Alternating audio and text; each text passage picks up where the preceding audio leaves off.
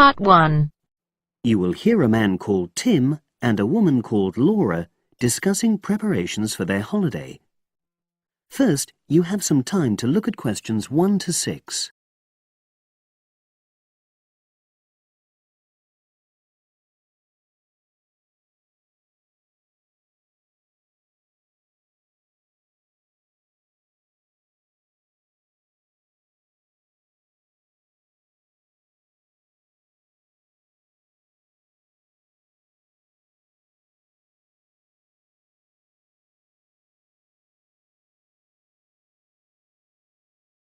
Listen carefully and answer questions 1 to 6. Our plane tickets arrived this morning. It reminded me how much there is to do before we go. Let's write everything down, shall we, so we don't forget anything? Yes. And last time we went away, we almost forgot to collect our currency from the bank. So let's start with that. Good thinking. And wasn't there an appointment you said you'd got to cancel? Yes, the hairdresser. Thanks for reminding me. Can you write that down too? The shop will be closed now, but I'll do it first thing on Monday. OK. Then starting on Tuesday, we've got to take the tablets we got from the pharmacy.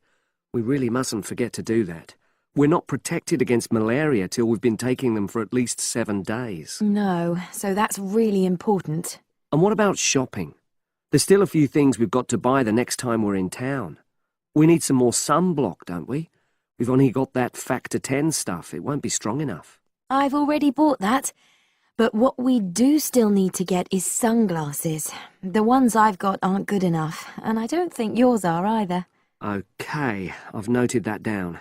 And I think I'm going to get another bag too, just a small one. We always seem to come back with more things than we take. Shall we get an extra lock for our suitcase as well, just in case the one we've got breaks? They don't seem to last long. Yes, they are a bit flimsy.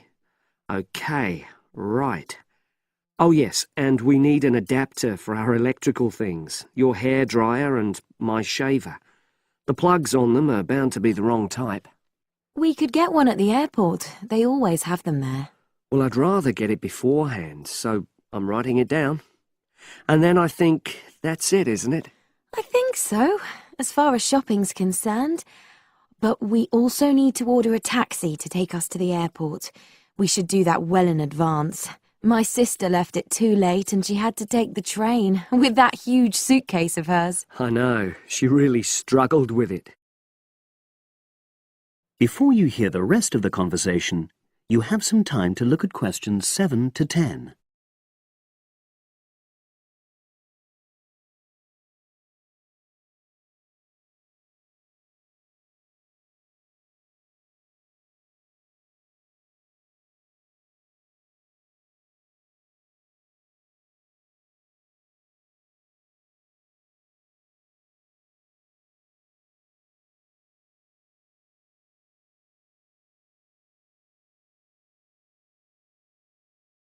Now, let's see. Your mother said she'd come in regularly while we're away, so what do we want her to do? I'll write some instructions and we can give them to her tomorrow. Good idea. Well, the cat's the main thing. OK. Feed the cat. We ought to leave her the vet's details as well, just in case there's a problem. Yes. Have you got them handy? Hang on, I'm just looking. Yes, his name's Colin Jeffrey. Is that spelt with a G? Actually, it's Jeffrey. Quite an unusual spelling, isn't it? And his number? 077 594 128. It's a mobile. OK. And you should write down where it is. It's 4 Street, not sure what number, but it's next to the bus stop, isn't it? That's not a very good landmark, but it's on the other side of the road to the church, so I'll tell her that. Let's hope she won't need a vet anyway. Yes. Right, apart from that, there are the plants to water. Ask her to make sure they don't dry out. Oh, yes, and I've already mentioned the problem with the boiler, and your mum said she'd come round to meet the heating engineer and let him in. Yes, it's a lot for her to do, but we really need to get the problem sorted out. and the earliest date I could get an appointment was April the 30th. Isn't it the day after we go? Yes, we leave on the 29th, and she'll have to hang around till the job's finished. Oh, well, she won't mind, I'm sure. She likes helping people out. Yes, she does. OK. That's it then, I think. Unless you can think of anything else. Not at the moment. Leave the list there and I'll add to it. That is the end of part 1. You now have half a minute to check your answers.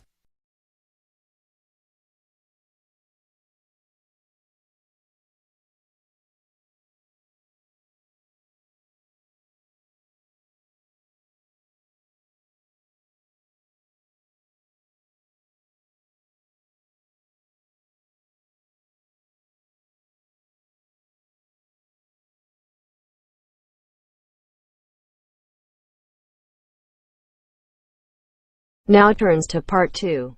Part 2. You're going to hear a radio broadcast called Postbag. First, look at questions 11 to 16.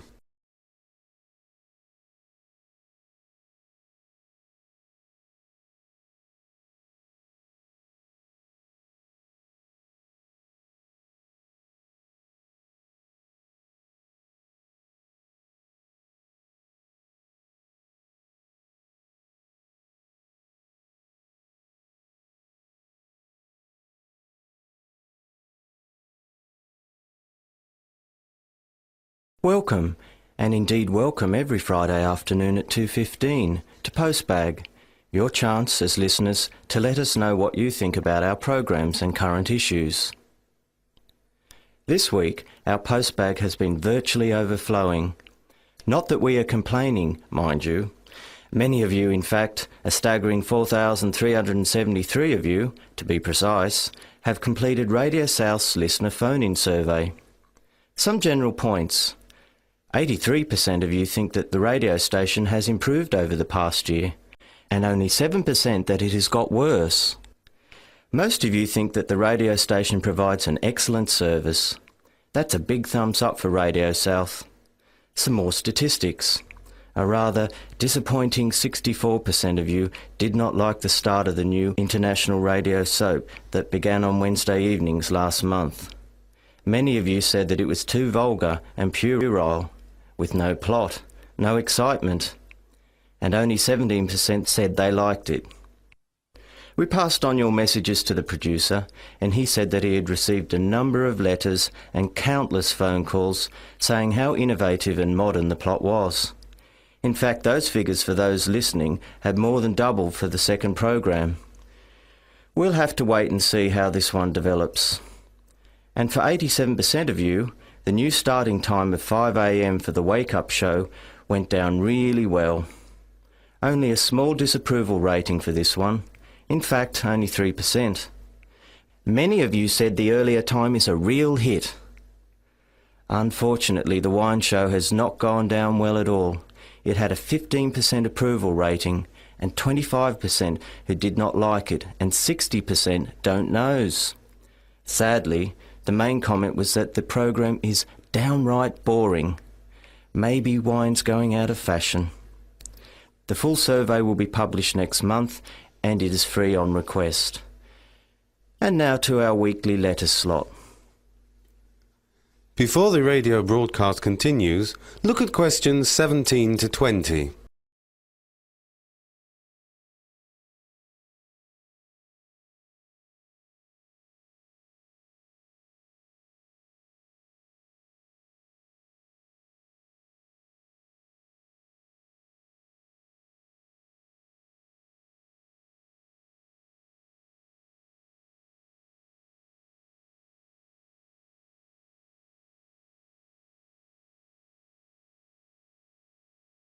For these questions, there are 4 alternatives, A, B, C and D. Decide which alternative is the most suitable answer for what you hear and circle the appropriate letter. Sharon from Tasmania has written in to say that she has tried to get through on the telephone to our new message line to leave a message on the voice box, but she finds it too complicated. She says, and I quote, Every time I press a number after the main menu, the line won't accept my message. It's so frustrating. Maybe your voice box should come with a health warning. Well, I can tell you that you're not the first person to have complained about this. In fact, we had 67 letters this past week alone, and complaints have been going up at the rate of 10% a week recently. And we're now looking into the problem. On a more cheerful note, Mary from Sydney, Australia, wrote in to say how refreshing and cheerful she found our station. She says the music and the morning wake-up show she finds really invigorating. We've had lots of similar letters from all around Southeast Asia saying the same thing. From Terry in Auckland, New Zealand, Yuko in Japan, and Ahmed in Indonesia. Robin in Australia says it's really an excellent new contribution to the radio scene in the area and encourages us to keep going. Thank you, Robin, for your support. Pangaporn from Thailand wants to know if there are any plans to repeat the English language program, English Worldwide, on Sunday mornings at 9 a.m, or whether we are going to expand the program. We've had so many letters over the past week about English Worldwide. It appears to be hugely popular. Since it started 5 weeks ago, the number of people tuning in has grown tenfold. There are no plans at the moment to increase the 2-hour slot on Friday morning, but if numbers keep increasing at the rate they are, we may have to. Many of you have asked when we are becoming a 24-hour service. The answer is as soon as we can. We now broadcast 19 hours a day and hope to be on air 24 hours a day within the next 6 months. And now it's over to Marco, who's going to look at the latest cinema and video releases. That is the end of part 2. You now have half a minute to check your answers.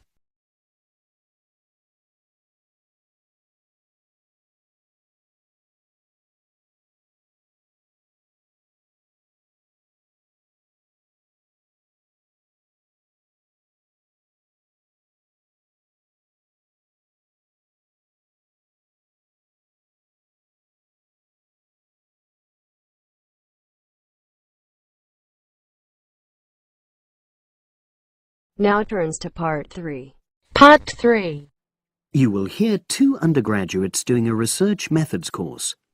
A girl called Leela and a boy called Jake having a seminar with their tutor. Now you have some time to look at questions 21 to 24.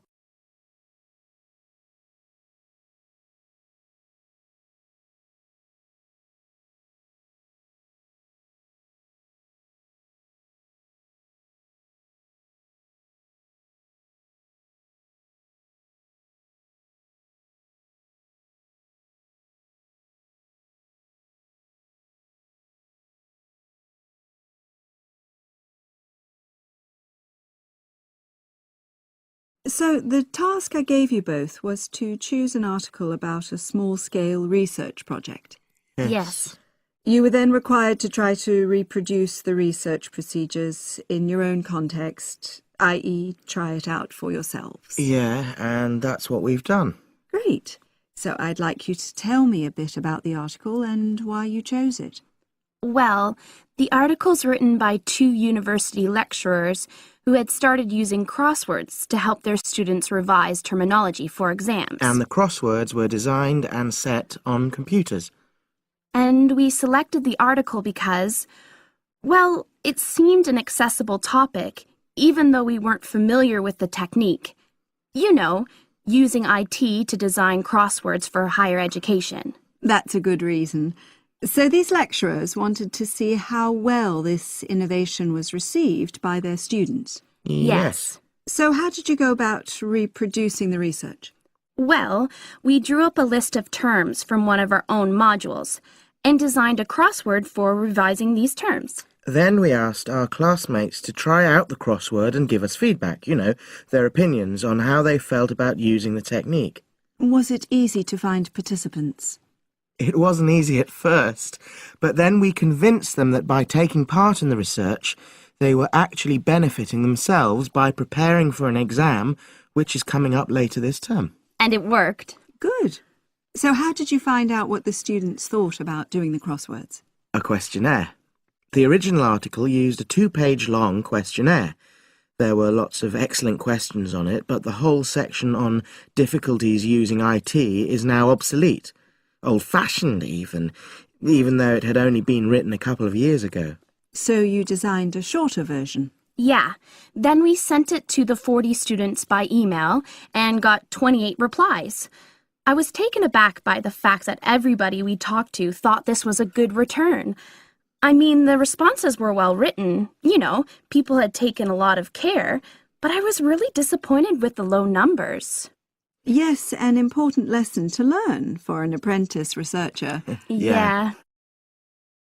Now you have some time to look at questions 25 to 30.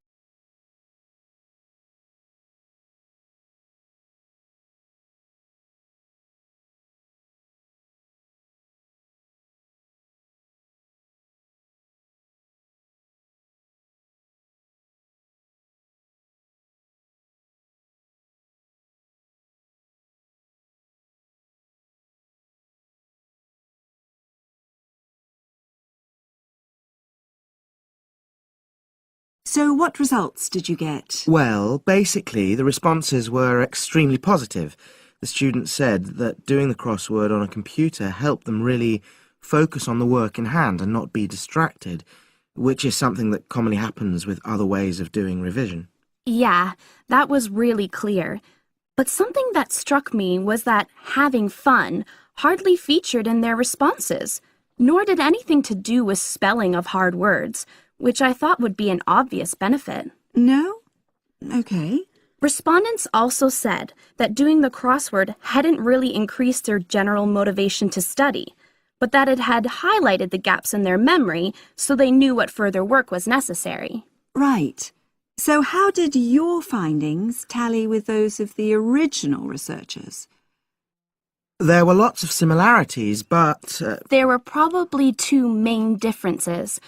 We found that more males than females liked the technique, whereas the original study found the reverse. Also, our respondents said they wouldn't mind doing a crossword as a final official exam, whereas in the original study, students said they would hate doing it even if it meant having a shorter test.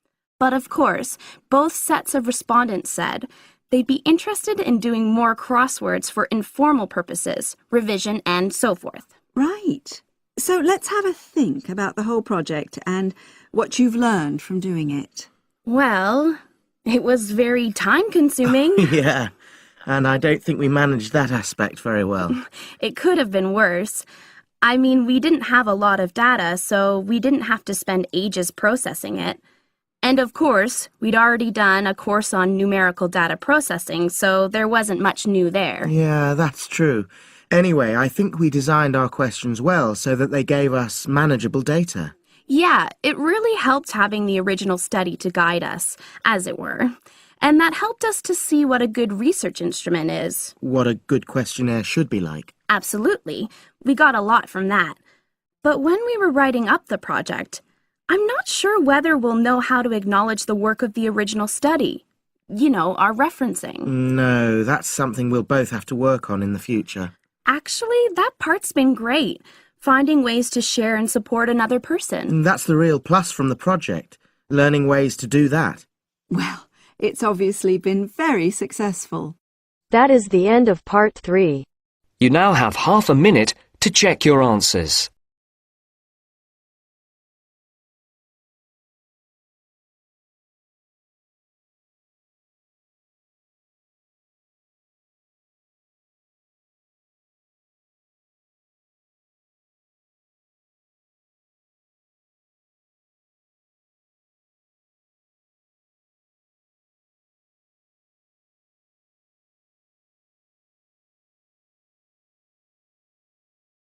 Now turns to part 4. Part 4. You're going to hear a lecture delivered by an actress on the difficulties that actors and actresses experience after graduating. First, look at questions 31 to 40.